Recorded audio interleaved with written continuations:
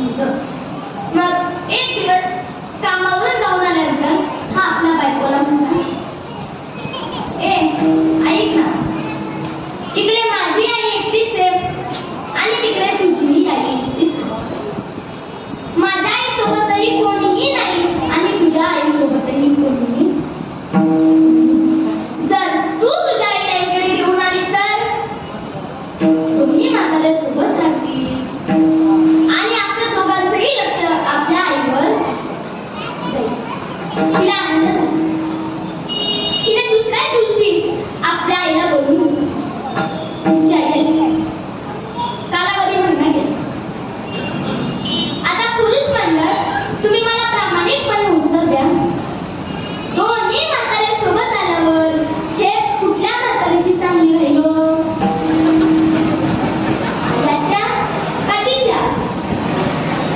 महाराज, तिच्या म्हातारीची तेच चांगली राहिली. याची म्हातारी अशी वाळून जायला लागली. मग एक दिवस कामावरून जाऊन आल्यानंतर हा आपल्या आईला म्हटला, आई तू आजारी आहेस का? त्याची आई म्हटली नाही. मग तुझं काय दुखतंय का? त्याची आई म्हटली नाही. मग तू अशी वाळून का चालली आहेस? त्याची आई म्हटली, बाळा आता आपलेच दात आणि आपलेच ओठ. मग याला कळालं आपली बायको आपल्या आईच्या मुळावर आणि त्याची परीक्षा घेण्याकरता हा एक दिवस लवकर घरी आला आणि आपल्या बायकोला म्हटलं, मला माझ्या म्हातारीचा लय राग आलाय. आज रात्री 12 वाजता मी माझ्या म्हातारीच्या डोक्यात दगड घालणार म्हणजे घालणारच. तिला आनंद झाला. पण ह्याने आधीच आपल्या आईला सांगून ठेवलं होतं की तू तिच्या आईच्या जागेवर जाऊन झोपायचं आणि तिच्या आईला तुझ्या जागेवर येऊन झोपायचं. रात्रीचे 12 वाजता ती उठली आणि हिने आपल्या नवऱ्याला उठली. म्हटली, ओ उठा की, तर तुझ्या डोक्यात नाही का दगड घालायचा? हा उठला. नवरा हा आपल्या बायकोला म्हटला, जा सासूच्या डोक्यात दगड घालायला दगड घेऊन.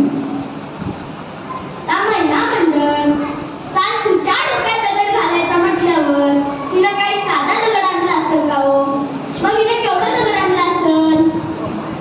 एवढा का एवढा का एवढा? महाराज, भला मोठा दगड घेऊन.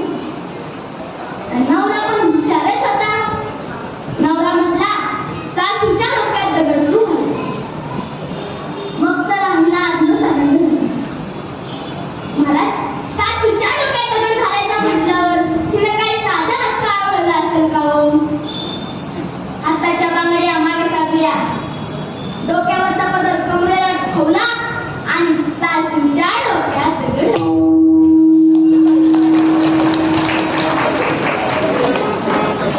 महाराज, एवढ्या जोरात दगड घातला म्हातारी कळली सुद्धा नाही हो. तिच्या डोक्यामध्ये विचार आला, नदीला पाणी आले, गावात बोबटा नको, म्हणून आत्ताच नदीला जाऊ, पोत्यात म्हातारीला पोत्यात भरू आणि म्हातारीला नदीत सोडू. आणि ते तिने आपल्या नवऱ्याला सांगितलं. दोघांनी म्हातारीला पोत्यात भरलं आणि नदीला सोडून. महाराज, येता येता हिला फारच आनंद झाला होता. ती आपल्या नवऱ्याला म्हटली, ओ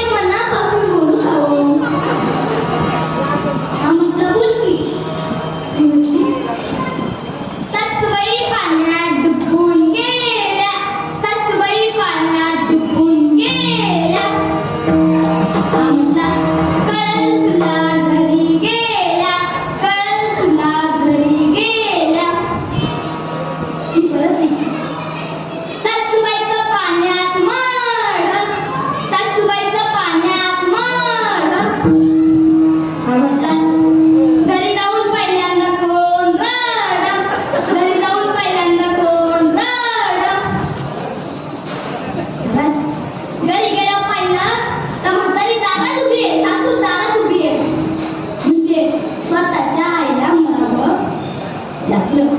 सासूला